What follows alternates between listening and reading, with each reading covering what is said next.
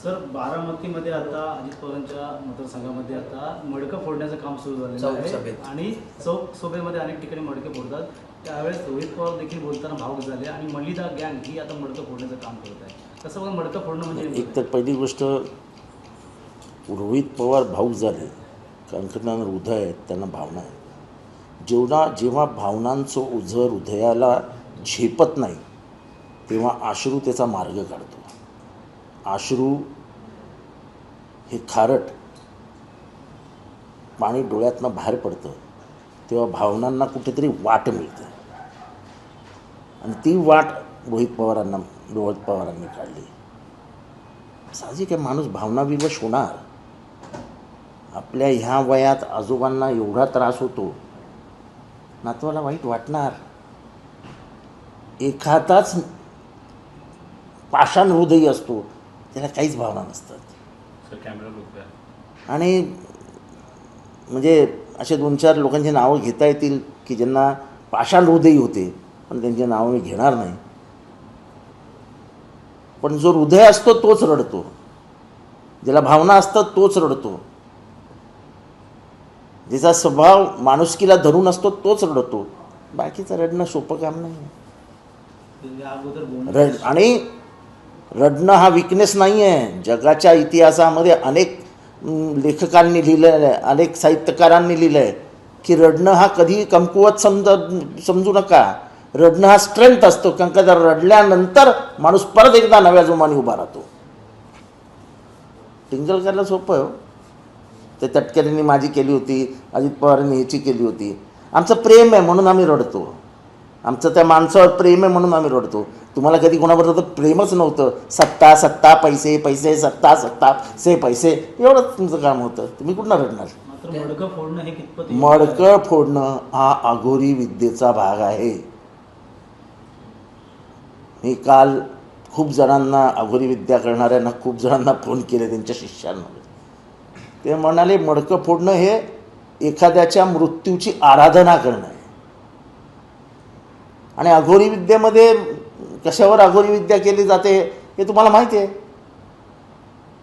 प्रेतांवरती अघोरी विद्या केली जाते. मडकं केव्हा फोडलं जातं? स्मशानामध्ये जेव्हा अग्नी देतात तेव्हा अग्नी दिल्यानंतर जो शेवटची फेरी असते आणि जेव्हा अग्नी लावायचा असतो त्या अग्नीच्या वेळेस तिथे डोक्यावर जे मडकं असतं ते तो मागे टाकतो, सन्मान करतो, मागे टाकतो. तेव्हा हा अघोरी विद्याचा प्रकार होता. आणि दुर्दैवाने तो बारामतीत व्हावा ह्याच्यासारखं वाईट काहीच नाही. की ज्या 60-70 सालामध्ये पुरोगामी महाराष्ट्राचं नेतृत्व ज्या शरद पवारांनी केलं, त्या शरद पवारांच्या गावामध्ये हे असले धंदे सुरू झाले. म्हणजे ह्यांना कोणाला मारायचं आहे ते मला माहीत नाही, पण जे काय झालं ते बरोबर नाही झालं. अगोदर देखील पवारांना संपवण्याचा अनेक वेळा त्यांनी प्रयत्न केला. आता मडकं फोडून संपवण्याचा प्रयत्न करत नाही. ते कायम अशी अघोरी विद्या, काळी विद्या शरद पवारांवरती चालूच शकत नाही.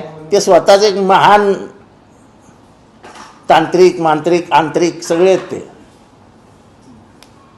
सर, प्रत्येक सभेमध्ये अजित पवार युक्रेनच्या युद्धाचा उल्लेख करतात आणि मोदींनी 2 तास युद्ध थांबवलं आणि भारतीयांना परत आणलं असा दावा करतात. आपल्याच परराष्ट्र मंत्रालय सांगितलं की असं कुठलंही झालेलं नाही.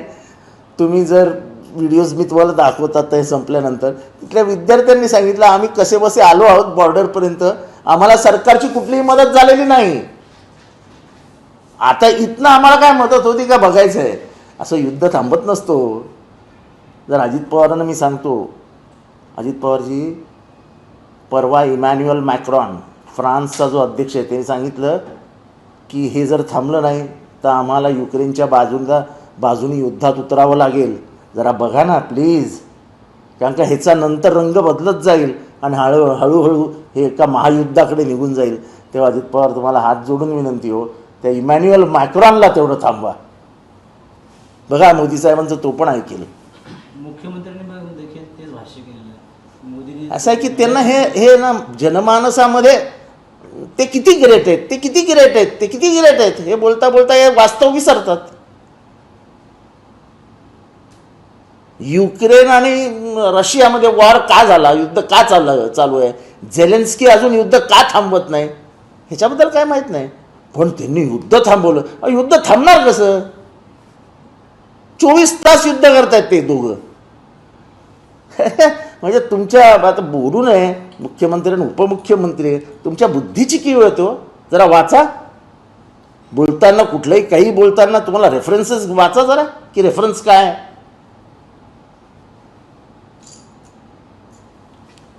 शहाजी 1.5 लाख सैनिक मेले, 1.5 लाख युक्रेनचे.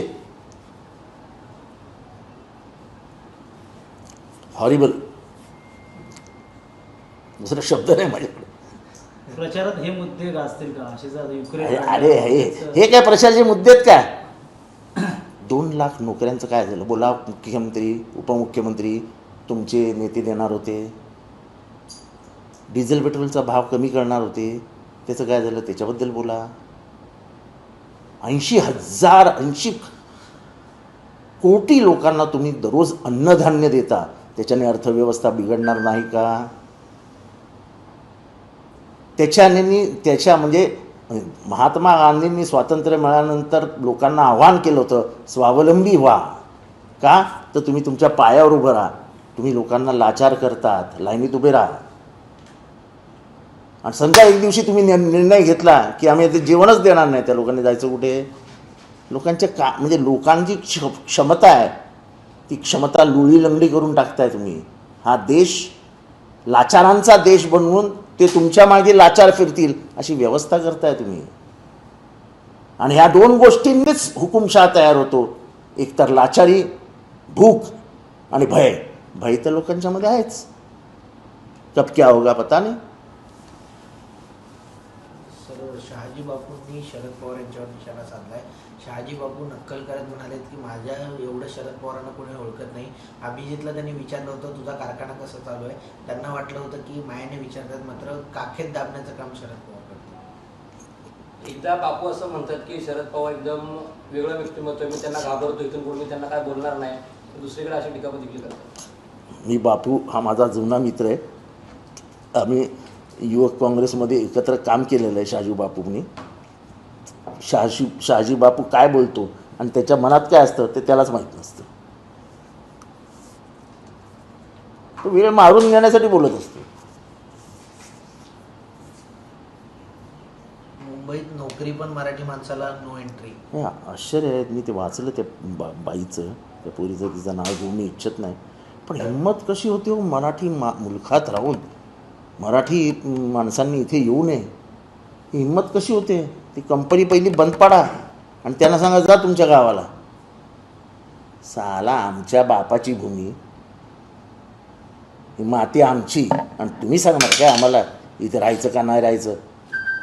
सर, घाटकोपरला पण असंच संजय पाटलांच्या प्रचाराच्या वेळेस गुजराती जो काही विभाग होता त्या ठिकाणी पत्रक वाटण्यात मजा केलं. पोलिसांना घेऊन पत्रकं वाटायला लागली का? आता गुजरातच्या सोसायटीने सरळ सांगितलं इथं पत्रक वाटायचं नाही मराठी लोकांना. म्हणजे मशाल म्हणजे तुम्हाला थोडक्यात मुंबईमध्ये नवीन वाद निर्माण करायचा आहे. मराठी विरुद्ध गुजराती. हा 105 मराठी हुतात्म्यांनी स्वतःचं रक्त सांडून केलेला प्रदेश आहेत. आणि ह्या मातीनी समृद्धी, ऐश्वर हे गुजराती आणि मारवाडी समाजाला दिलेलं आहे. हे विसरू नका की तुमच्या पैशामध्ये या मातीचा वाटा आहे. पण त्या या मातीच्या भूमिपुत्रांचा जर असा अपमान करत असाल तर आम्ही सहन करणार नाही. मुंबई आमचीच, आमच्या बापाचीच, हे लक्षात ठेवा.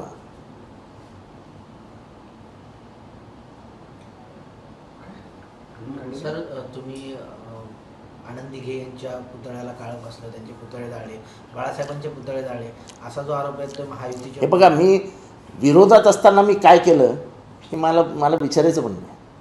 केलं, हिंमत होती माझ्यात. आणि माझ्याबरोबर जो माणूस होता तो आज तुमचा आमदार आहे, प्रताप सरनाईक. आम्ही कुठलीही आंदोलन करताना घाबरलं नाही, फोन करून सांगत नाही आंदोलन करणारे जर सांभाळून घ्या म्हणून. माझ्या रक्तात नाही सगळं. मी मुख्यमंत्र्यांना जर पाडू शकतो म्हणजे धक्काबुक्कीत पाडू शकतो, तर माझ्या आंदोलनाचा यांनी तुलना पण करू नये. मठाच्या बाहेर फक्त उभं राहून आंदोलन होत नसतं, आंदोलन हे भर रस्त्यात करायचं असतं. तर शरद- मुख्यमंत्री एकनाथ शिंदे असं म्हणाले की बीजेपीला घाबरून 25 ते 30 आमदार फोडण्याचा उद्धव ठाकरे यांचा डाव होता. मी म्हणालो यांचा प्लॅन सक्सेस झाला तर माझा प्लॅन फेल झाला असता. हे बघा, दोघंही काय प्लॅन करत होते, दोघांचं प्लॅनिंग काय होतं हे मला माहीत नाही. त्याच्यामुळे ह्या अशा प्लॅन जे ते बोलत असतात त्याच्यावरती आम्ही कशाला बोलावं. आमचा काय प्लॅन आहे, आम्हाला प्लॅनच माहीत नाही तर आम्ही कशाला बोलावं. उद्धव ठाकरेंना असं म्हटलं की आनंदीची प्रॉपर्टी किती होती असं. आता तुम्ही मेल्यानंतर आणि ह्याच्यानंतर तुम्ही काही बोलू शकता ना. तुमचे मला गणपतीचा दिवस होता, मी माझा गणपती तिथे जिथे बसतो तिथे बसलेलो होतो. मला मिलिंद नार्वेकरचा फोन आला, उद्धवजींनी तुला अर्जंट बोलवलं आहे. मी तिथे गेलो. तिथे गेल्यानंतर मला बाजूला घेतलं उद्धवजींनी आणि मला सांगितलं की आनंदचा मृत्यू झालेला आहे. तोपर्यंत कोणालाच बाहेर माहीत नव्हतं. मी बाहेर गेलो आणि पवारसाहेबांना फोन करून सांगितलं की साहेब अशी अशी बातमी आहे. तर म्हणाले साधारण लोक किती आहेत तिथे आजूबाजूला. म्हटलं आहेत 2-3 हजार लोक आहेत. म्हणाले लगेच गाडीत बस आणि निघ. आमची गाडी निघाली आणि तिथे दंगल सुरू झाली.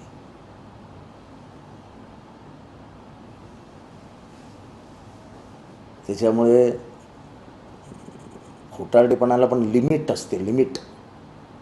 त्या सगळ्या मर्यादा पार केल्या आहेत. सहानुभूती एखाद्याच्या नावाने मिळवायची तर किती मिळवायची, कारण का ते वास्तव जाणणारी पण लोक आहेत ना.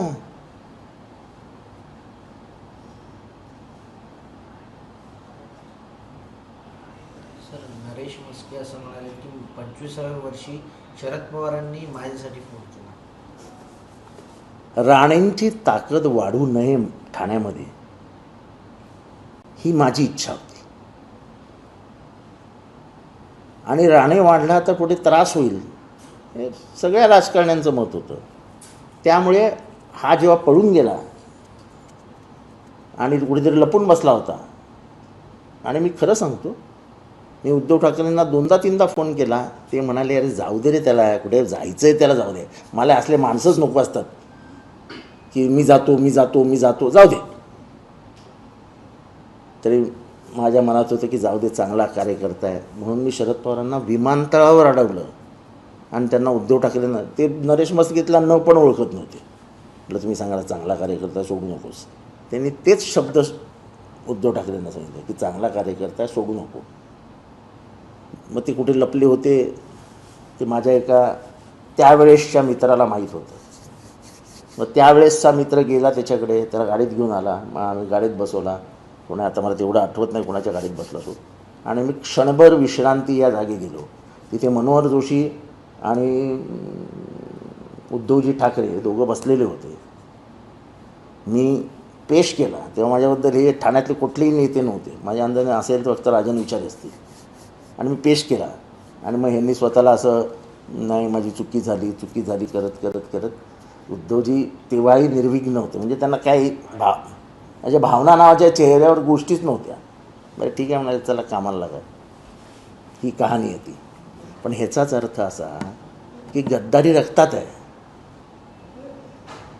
ती 21 वर्ष म्हणजे 21 वर्षाचा असतानापासून गद्दारी रक्तात आहे. म्हणजे गद्दारी आत्ता नाही आली रक्तात, 21व्या वर्षीही रक्तात गद्दारी होती. आणि सर्वात मोठं काय आहे माहिती आहे ना, एकनाथ शिंदेना ठाण्याची ओळख होती कुठे जितेंद्र, मी करून दिली.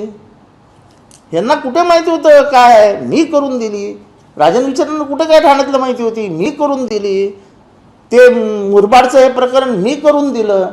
म्हणजे अख्खी शिवसेना जिल्ह्याची तेच चालवायचे. हे म्हणजे आजचे मुख्यमंत्री माननीय एकनाथ शिंदे यांना काय माहीत नव्हतं. नरेश म्हस्के सांगायचा. आणि हे मी आज बोललो आहे, हेच मुख्यमंत्री मला बोलले होते की नव्हते, कधीतरी त्यांना प्रश्न विचारा. आणि मलाच सांगितलेलं अरे नरेशला समजो, कशाला बाहेर बोलतो की मीच शिवसेना शिकवली म्हणून. अशा खूप गोष्टी आहेत. उगाच जाऊ नका माझ्यावरती. माझा काही संबंध नसताना नावं घेता तुम्ही माझं. मी आपला चूप बसून माझा राष्ट्रीय पातळीवरचा प्रचार करत असतो. खासदारांनी कशावर बोलायला पाहिजे? रोजगार, इथे किती उद्योगधंदे येणार आहेत, बेरोजगारीबद्दल, महागाईबद्दल, गॅसबद्दल, ट्रॅफिकबद्दल, नवीन पोर्ट्स काय निर्माण होत आहेत का त्याच्याबद्दल, रेल्वे लाईनबद्दल. तर तुम्ही काय बोलताय? आणि नशीब की त्या आपल्या मुख्यमंत्र्यांनीच सांगितलं की आता जरा गटारियन रस्त्याकडे बघणं कमी करा. त्या मला वाटतं कमी नाही होणार, आता जे वाढेल. सांगा 3 महानगरपालिका आल्या चुकून तर मग तर सगळ्या याच्यामध्ये गँग स्थापन होतील. नगरसेवकांमध्ये देखील लुडबुड करू नका असं देखील म्हणजे मुख्यमंत्री त्यांचा मूळ स्वभाव सांगितलं ना, मुख्यमंत्र्यांना मूळ स्वभाव माहिती आहे ना त्यांचा. मी कौतुक करतो मुख्यमंत्र्यांचं की आपल्या उमेदवाराला पहिल्याच भाषणात इतके खडेबोल सुनावले की आता लुडबुड करणं बंद करा. ह्याला घ्यायचं रात्री दारू प्यायला बसवायचं, त्याला घ्यायचं रात्र दारू प्यायला बसवायचं. तो पितो की नाही मला माहीत नाही, पण प्रत्येक पक्षातल्या 4-5 जणांना हाताशी धरून ठेवायचं, मग त्यांचा वापर करायचा. मग सकाळी उलटा फोन दुसऱ्याला करायचा. सकाळी एक अर्धा तास फक्त हा फोन करण्यासाठी हे असतं की साहेब असं चालू आहे, साहेब तिथे असं चालू आहे, साहेब तिथे असं चालू आहे, बस.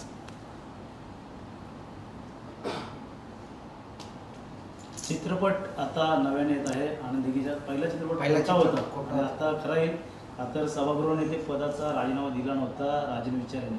त्यात आम्ही दाखवून दिलं की बाबा ताबडतोब राजीनामा दिला सहानुभूतीने. कसं आहे आता या सगळ्या गोष्टी काढणं खरं तर एकनाथ शिंदेने काढू नये, माझं असं प्रत्यक्ष आणि प्रामाणिक मत आहे. कारण का जेव्हा कोणाला एंट्री नसायची 7:30 वाजता सकाळी, तेव्हा 3 माणसं त्या मठात जायची. एक आनंद दिघे बसलेले असायचे, अरुण दातार, वाघ त्याचं नाव पुन्हा विसरलो, आणि त्याच दरम्यान ओरिजिनल आनंद दिघे दिसायचे. कधी कधी रात्री 2-2:30 वाजता फोन यायचा, टिंब, ते मला बंटी कधीच म्हणायचं नाही, टिंब म्हणायचे. टिंब कुठेस वगैरे, मला ये लवकर. तर मी अर्ध्या चड्डीतच जायचो. मला कित्येक शिवसैनिक सांगायचे, साहेब तुम्ही असे कसे येतात. मी साहेबांनाच विचारलं, म्हटलं एक दिवशी साहेब मी तर झोपलेलो असतो, तुम्ही या तेव्हा त्यांना सांगितलं तू असंच यायचंच. आता ह्याच्यानंतर काय काय झालं हे मी सांगणं म्हणजे ते म्हणतील हा खोटारडा आहे, हा काही बोलतो. खरं सांगायची वेळ येईल तेव्हा मी हे नक्की सांगेन. पण जो चित्रपट होता ना, काय त्याचं नाव, धर्मवीर, मुक्काम पोस्ट धर्मवीर, त्याच्यातलं एकही गोष्ट अर्धा चित्रपट सत्याला आधारून आहे, अर्धा चित्रपट असत्य आहे. असत्य लोकांच्या भावनांशी खेळ खेळण्याचं काम दिघे साहेबांच्या नावाने आजही चालू आहे. दिघे साहेबांवरती आहे प्रेम लोकांचं, असं तर नाकारता येत नाही की दिघे साहेबांवर प्रेम नाही. पण त्या प्रेमाचा इतका बाजार मांडणं, आणि तो पण खोटा, हा अतिशय चुकीचा आहे. दिघे साहेबांचा जेव्हा मृत्यू जाहीर झाला, हॉस्पिटलमध्ये कोण कोण होतं हे मला नावं घ्यायला लावू नका, कारण का मी तिथे स्वतः उपस्थित होतो.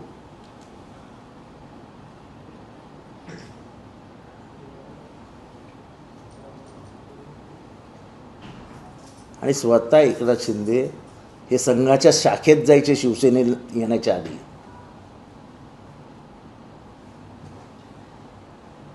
त्यांना विचारलं तुम्ही शिवसेनेत आले कधी.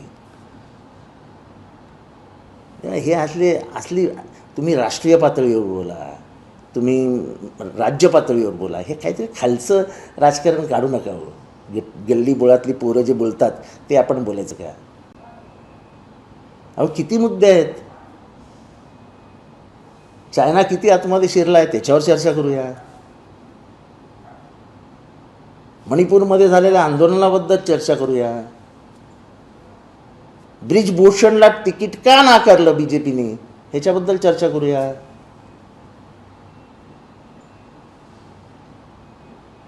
पॉझिटिव्हिटी असावी ना भाषणांमध्ये.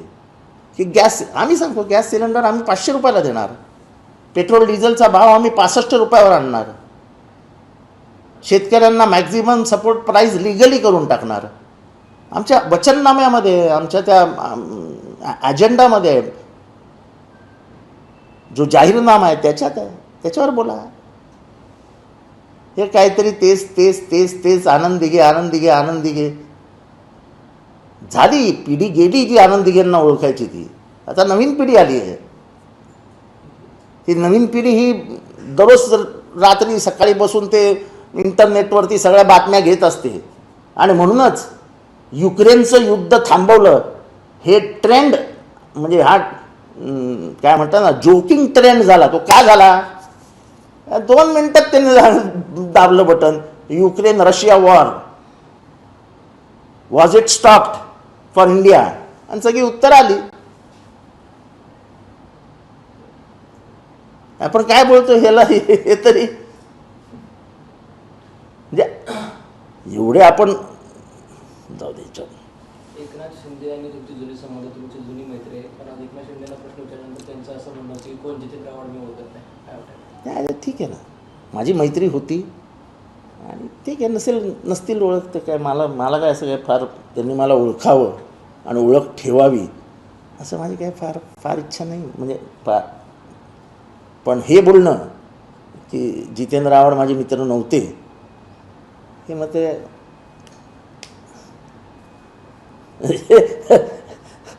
अगदीच हास्यास्पद आहे. क्लस्टरसाठी तुम्ही एकत्र आलेले हां, एक मोठा म्हणजे मित्र नव्हते मोठं एक आंदोलन छेडलं होतं. ते, मित्र नव्हते तेव्हा, ते मित्र नव्हते उमरात ठाणे तेव्हा, ते मित्र नव्हते. क्लस्टरचा पहिला मोर्चा मी काढला, ठाणे बंदचं पहिलं आव्हान मी केलं, पण मी कधीच क्रेडिट देताना होत नाही.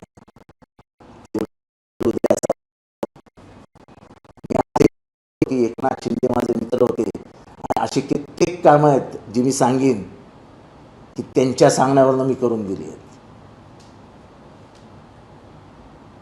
फक्त हे कधी कधी बोलायचं नसतं. आज ते माझे मित्र नाही आहेत, कारण नाही मुख्यमंत्री सगळ्यांना है पण जर असंच करतात, काय पद तेवढं मोठं असतं. पण आता त्यांनी माझी मैत्री नाकारलीच आहे, तर आता मला अजून बोलायला संधी मिळणार आहे. क्लस्टरला डोके देखील फोडले होते राष्ट्रवादीच्या कार्यकर्त्यांचे पोलिसांनी.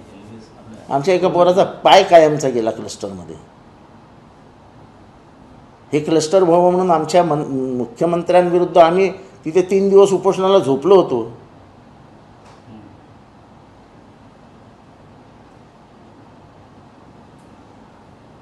पण म्हणजे मला त्यांच्याकडनं ही अपेक्षा नव्हती की जितेंद्र माझा मित्र नव्हता. हे काय एकदम गडबडून बोलले मला माहीत नाही.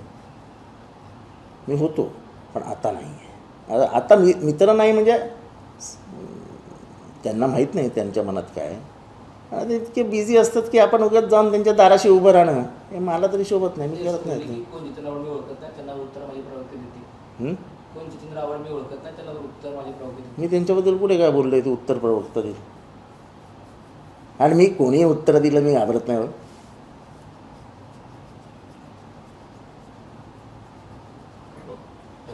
वडेट्टीवारांचं जे म्हणाले की RSSचे अधिकारी हेमंत करकर यांना मारले, काँग्रेसने देखील समर्थन केलं नाही आहे. वडेट्टीवारच्या त्या शब्दानंतर मुख्यमंत्री पत्रकार परिषद घेतली आणि त्या संदर्भात त्यांनी खुलासा केला. काँग्रेस म्हणजे पाकिस्तान पाकिस्तानला सर्वात मोठा धडा जर शिकवला कोणी असेल तर तो काँग्रेसने शिकवला. नुसतं पाकिस्तान करून इथे हिंदू मुसलमान वाद पेटवण्याचा प्रयत्न नाही केला. पाकिस्तानचे 2 तुकडे करून टाकले, ते काँग्रेसने केले. इतिहास वाचा. 32-33% मतं मिळवून तुम्ही सत्तेवर येता, 77% लोक विरोधात असतात. त्या 77% लोकांना काय पाकिस्तानला पाठवणार तुम्ही? त्यांचे हात काय पाकिस्तानात आहेत? हे असले बालिशपणाचे जे स्टेटमेंट असतात ना, ते जरा विचार करून करायचे असतात. आजची जाहिरात पण बालिश आहे कालची.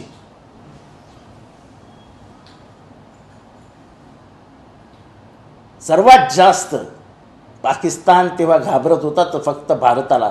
2 युद्ध केली भारताने, 1965चं युद्ध आणि 1971चं युद्ध, आणि एक प्रांत तोडून नवीन राष्ट्र बनवलं आणि मुजीबुर रहमान यांना पहिल्यांदा तिथे जाऊन अध्यक्ष बनवलं.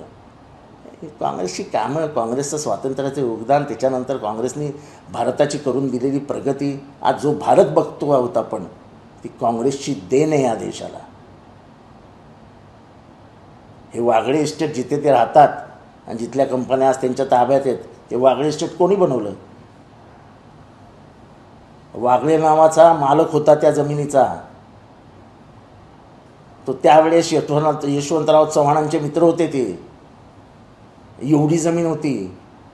यशवंतराव चव्हाण, पवारसाहेब आणि असे एकत्र बसले. तेव्हा पवारसाहेब लहान होते आणि वागळेंनी सांगितलं ठीक आहे आम्ही जमीन देतो, आणि त्याच्यातनं वागळे इस्टेट बनलं आहे.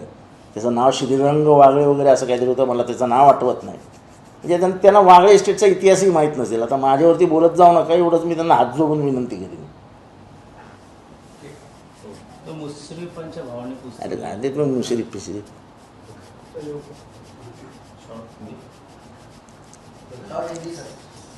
त्या मुश्रीफांचा भाऊ आहे ना यांच्याबरोबर सत्तेत, त्याला विचार ना, आम्हाला कशा विचार. निषेध करायचा त्याचा निषेध करा, त्याला सांगा मंत्रिमंडळातून बाहेर काढतो तुला. रेडी शॉर्टमध्ये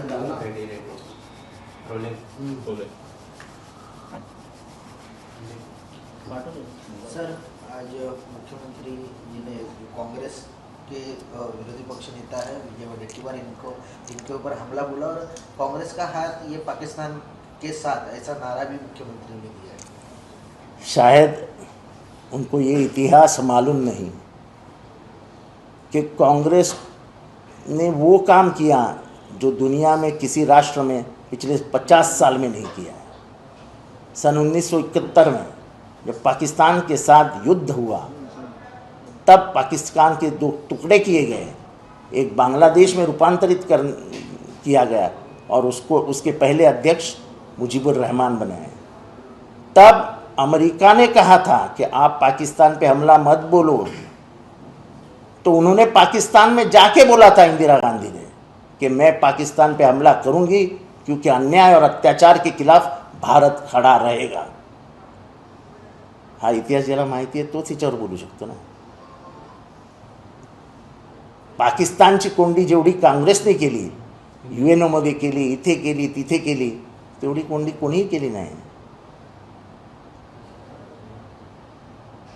मुस्लिम राष्ट्रांमध्ये झालेल्या परिषदांमध्ये जेव्हा काँग्रेस सरकार असताना तिथल्या पाकिस्तानने जेव्हा काँग्रेस सरकारवर टीका केली, तेव्हा सद्दाम हुसेन यांनी परिषदेत सांगितलं, don't speak anything against India, it's your personal war with them, this is not the platform.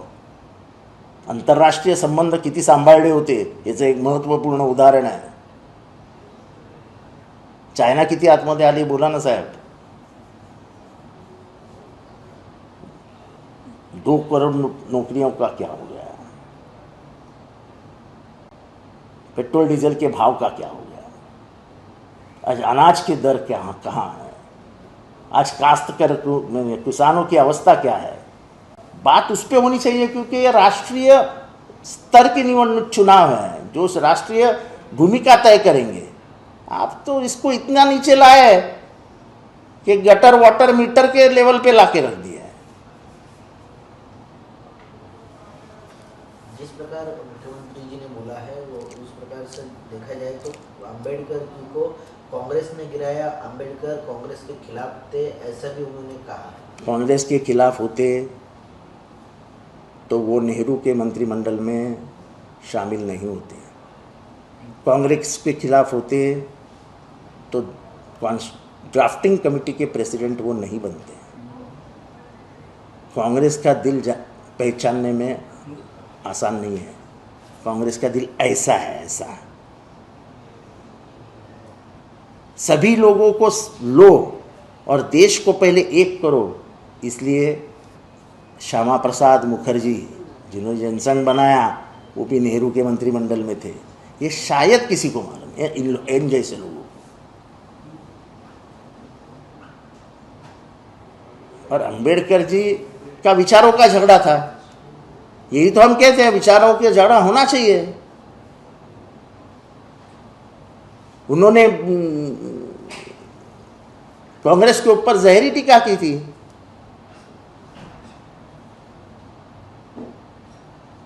तभी कांग्रेस पूरे देश के ऊपर पकड़ बनाए रखी हुई थी।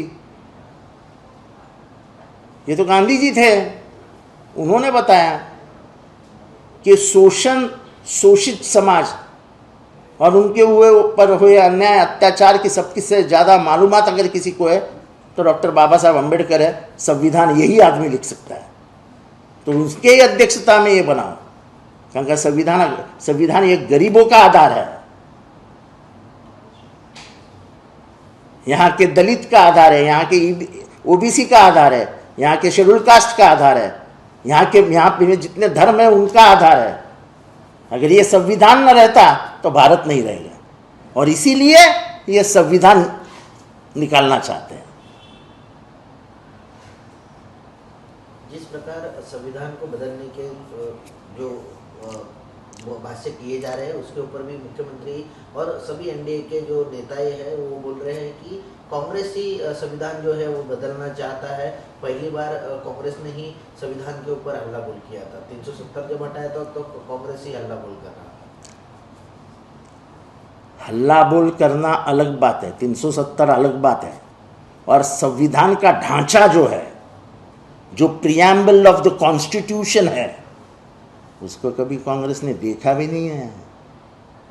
तुम्हारा ढांचा जो है, जो प्रियम्बल है, वो प्रियम्बल बताता है कि संविधान में क्या है। We the people of India शुरुआत है उसकी, तो आपने उसमें से सेक्युलरिज्म शब्द क्यों निकाल दिया?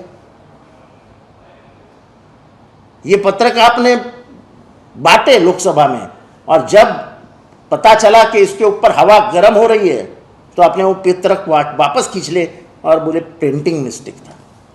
ये महाराष्ट्र में है ना, इनको शायद पता नहीं होगा क्या हुआ।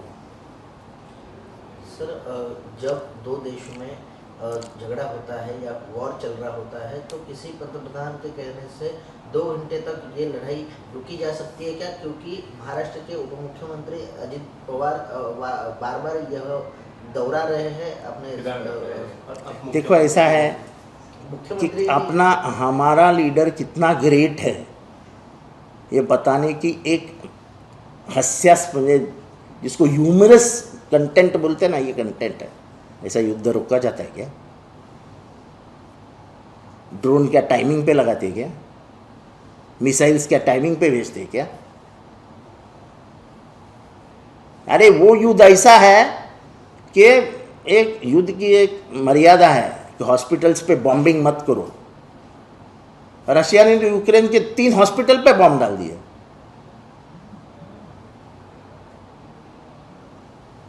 बोलने के लिए अपने नेता को कल बोलेंगे, वो नेता सूरज पे जाके आए हमारे, सूरज देव से बोल के आए थोड़ा सा गर्मी कम कर दो। सर, एक नया विवाद शुरू हो गया मराठी वर्सेस गुजराती। एक ऐड जो है वायरल हो रही है जहाँ पर गुजराती कंपनी जो है। देखो, मैं साफ तौर पे कहना चाहता हूँ कि कल की जो ऐड थी वो मराठी लोगों को अपमानित करने वाली, दुखी करने वाली थी। Marathi people should not come here. अरे हमारे बाप की ज़मीन है, 105 लोगों ने खून बहाया तब हमने ये ज़मीन ली है, और तुम जितना ऐश्वर्य प्राप्त करके बैठे हो, जितनी धन संपत्ति तुमने बनाई है, वो इस भूमि से बनाई है। हमारे लोगों का पसीना कहीं ना कहीं आपके ऐश्वर्य में शामिल है। हम गरीब है लेकिन लाचार नहीं है। ये ऐसे फिर से दोहराओगे तो भुगतना पड़ेगा। एबीपी माझा, उघडा डोळे बघा नीट।